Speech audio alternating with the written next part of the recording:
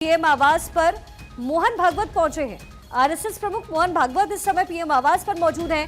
क्या इसके मायने हैं, ये समझना भी जरूरी है। पीएम आवास पर मोहन भागवत पहुंचे हैं। अदिति हमारे साथ बनी हुई। अदिति, क्या मायने इसके? शिखा, अभी हम इस बात का जिक्र कर रहे थे कि कड़ियों को जोड़ेंगे तो आपको ये समझ आएगा कि जिस बात का 140 करोड़ लोगों को इंतजार है वो अब कहीं ना कहीं काउंटडाउन शुरू हो चुका है। देखिए, आरएसएस भारतीय जनता पार्टी की मात्र जो बैकबोन मानी जाती है, मात्र संगठन माना जाता है। और आपने हमेशा से देखा होगा कि आरएसएस की तरफ से जिस तरीके की आतंकवाद के खिलाफ एक मुहिम आज से नहीं दशकों से चली आ रही है, और आरएसएस और बीजेपी हैंड इन हैंड ऐसे मुद्दों पर जाहिर तौर से साथ रहते हैं।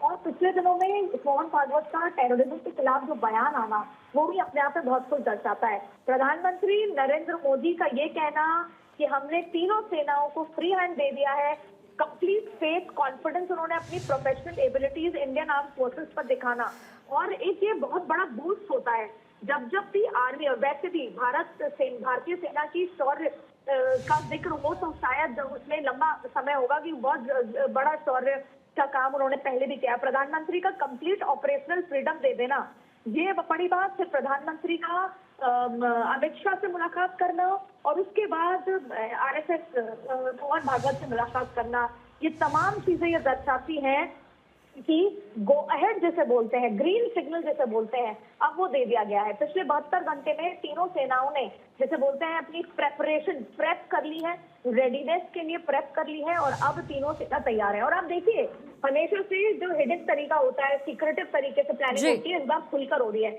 इजराइल के अंदाज में इस बार ये पूरी तैयारी हो रही है। जब नेतन्याहू ने, इजराइल ने कहा था कि हम हमास पे जिस तरीके का हमला और हमास को खुली चुनौती, चेतावनी देते हुए उस पर अटैक किया था, भारत का स्टाइल भी इस बार यही है।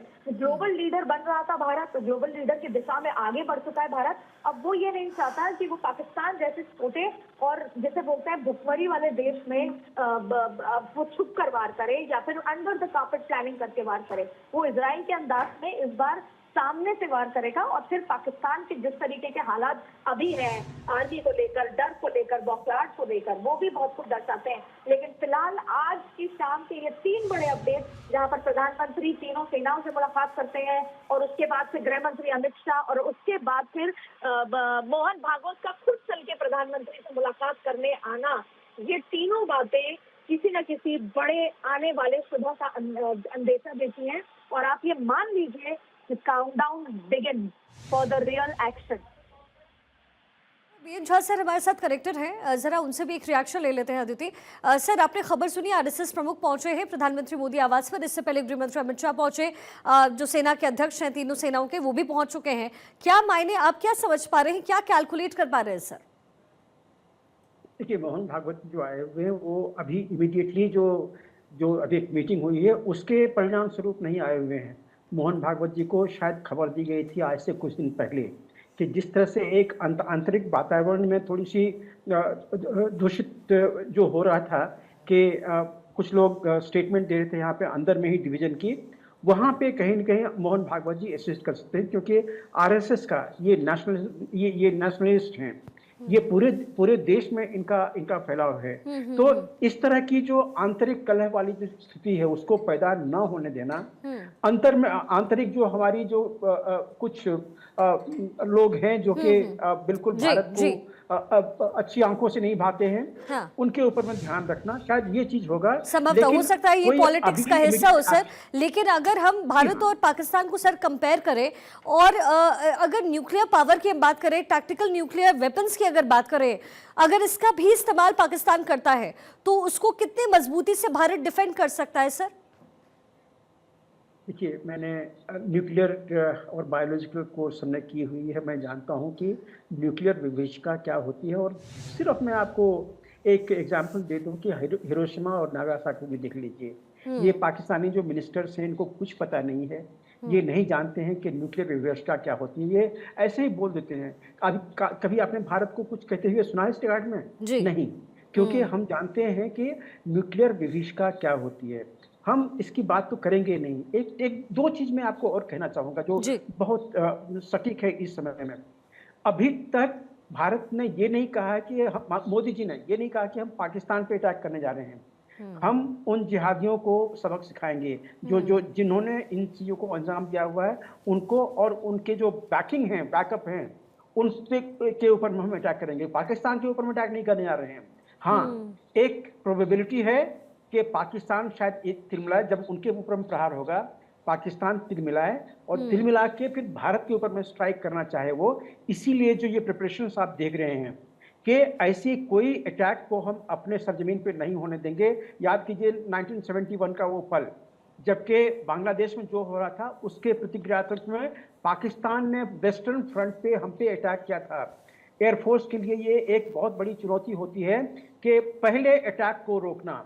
उन्होंने जो एक अटैक किया था पाकिस्तानियों ने, हमारे बहुत क्षति हुई थी हमारे एयरक्राफ्ट को जो ग्राउंड पे थे, वो हम इस बार नहीं होने देना चाहते। अगर उन्होंने अटैक की तो जो भी एयरक्राफ्ट आएंगे हमारी एयर डिफेंस, ये तो सर झा सर, ये तो आमने सामने की बात हो गई, लेकिन मैं एक बात और आपसे समझना चाहती हूँ, क्या बिहाइंड द कर्टन्स पे कुछ हो रहा होगा? क्योंकि ये तो प्रत्यक्ष है जो हम आगे देख रहे हैं, मीटिंग्स हो रही है, सेना अध्यक्ष बैठ रहे हैं, लेकिन क्या बिहाइंड द कर्टन भी कुछ हो रहा है? ये भी संभावना है? बिहाइंड द कर्टन्स का समय चला गया है। बिहाइंड द कर्टन्स वो था जबकि डिप्लोमेसी चल रही थी। डिप्लोमेसी के दौरान में अगर पाकिस्तान ने अपना एक सॉफ्ट रुख दिखाया होता, उन्होंने अगर ऑफर की होती कि हाँ ये ऑर्गेनाइजेशंस हमारे जो थे इसमें लिप्त थे, मैं इसको जेल में डालता हूँ, या मैं इसको शूली पे चढ़ाता हूँ, या मैं इसको पनिशमेंट के लिए करता हूँ, तो उस समय में एक बैकडोर और डिप्लोमेसी हो सकती थी और उससे भारत की जो जनमानस की जो ये गुस्सा था वो शांत हो सकता था। आज के दिन में हम और आप हम चाहते हैं कि अभी इमीडिएटली अटैक हो, लेकिन इसमें हम भारत सरकार के ऊपर में वो मानसिक दबाव या वो सेंसिटिविटी दबाव अभी नहीं डाले हैं कि भारत को अभी ही एक्शन करना है। क्योंकि अगर ये दिखा के, अगर पाकिस्तान को बता के हम अटैक करेंगे, जैसे मैंने आपको कहा, वो अपनी सारी एयर डिफेंस सिस्टम वो ऑन कर देगा और वो जानता है कि अभी आ रहा है, इसमें से 2, 4, 10 को शूट करना है। ये हम नहीं बताएंगे। अभी इनिशिएटिव हमारे पास में है, हम समय चूज करेंगे, कब करना है, कहां करना है, किस पे करना है, कितना करना है, ये सारी चीजें हम चुनेंगे। और ये इनिशिएटिव हमारे पास में है, हम इसको क्यों खोएं? हम इसको क्यों अभी उत्सुकता में बता दें कि नहीं हम तो अभी ही अटैक करने जा रहे हैं, अभी ये मीटिंग हुई है, अभी हम अटैक करने जा रहे हैं? ना ना ना, ऐसे नहीं कीजिए, ऐसे बिल्कुल नहीं कीजिए। और आप लोग बहुत मतलब सशक्त टीवी चैनल हैं, इस तरह का तो कभी इंडिकेशन दे ही नहीं सकते हैं। हाँ, एक मीटिंग जरूर हुई है जिसमें कि प्रधानमंत्री थे, उसमें पूरे जितने सैनिक अध्यक्ष थे वो थे, सीडीएस थे, उसमें डोभाल जी थे। वहाँ पे प्रधानमंत्री जी को फीडबैक दी गई है। मेरे ख्याल से शायद कल भी एक मीटिंग है 11 बजे, ये भी ध्यान में रख के चलिए। तो इसीलिए ये हिंट अभी कहीं नहीं आप दें कि हाँ कुछ होने वाला है आज, नहीं।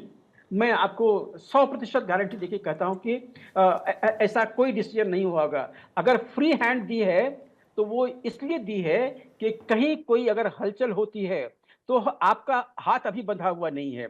जैसे हमारी जो नौसेना है अभी वो अरेबियन सी में है, उनको अगर एक चैलेंज पड़ती है तो हाथ उनका खोल दिया गया है कि अगर कोई चैलेंज आपके ऊपर होता है तो आप शुरू कर दीजिए। इसी तरह से एयरफोर्स को भी, आपको 71 का मैंने एग्जांपल दिया कि जब हम बांग्लादेश से इधर जूझ रहे थे, पाकिस्तान ने जो पश्चिमी सेक्टर है हमारे एयरपोर्ट पे पहला स्ट्राइक किया था, जिससे हमें बहुत क्षति उठानी पड़ी थी। तो इसीलिए अभी हाथ खोल दिए हैं कि अगर ऐसी कोई चुनौती आती है तो आप शुरू हो जाइए। फिर उसके बाद आपको गोली गिरने की जरूरत नहीं है।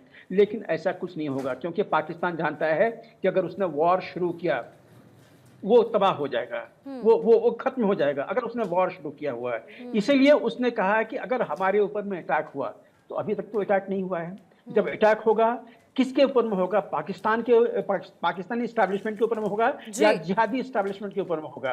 पाकिस्तान को ये जस्टिफाई करना पड़ेगा कि उसने क्यों अटैक शुरू किया हुआ या उसने रिटेलिएट करने की कोशिश क्यों की। अगर हम जिहादी को स्ट्राइक कर रहे हैं चाहे जिस भी तरह से, तो वो हमारा अधिकार है, क्योंकि जिहादी अभी यहाँ पे उत्पात मचा के गया है। हम उसको दुनिया के दूसरे छोर तक उसको हम अब चेंज करते हैं कि जहां भी वो जाएगा उसको मारेंगे हम, तो वो हमारा अधिकार है। लेकिन इनिशिएटिव अभी भारत के पास है, ये इनिशिएटिव भारत नहीं खोना चाहेगा। एक विंडो पीरियड देखिए कि हम इसी में आ रहे हैं, ये कोई बॉक्सिंग मैच नहीं है, ये कोई T20 का मैच नहीं है कि अभी हम छक्का मारने वाले हैं। नहीं, बिल्कुल। ऐसा कुछ नहीं है, ऐसा कुछ नहीं होगा। बिल्कुल सर, और देखिए स्ट्रैटेजीज कहीं ना कहीं बहुत गहरी है और यही वजह है कि लगातार इसको लेकर के मीटिंग्स हो रही है, लगातार हम इस पूरे मुद्दे पर चर्चा कर रहे हैं। गेस्ट का बड़ा पैनल हमारे साथ मौजूद है।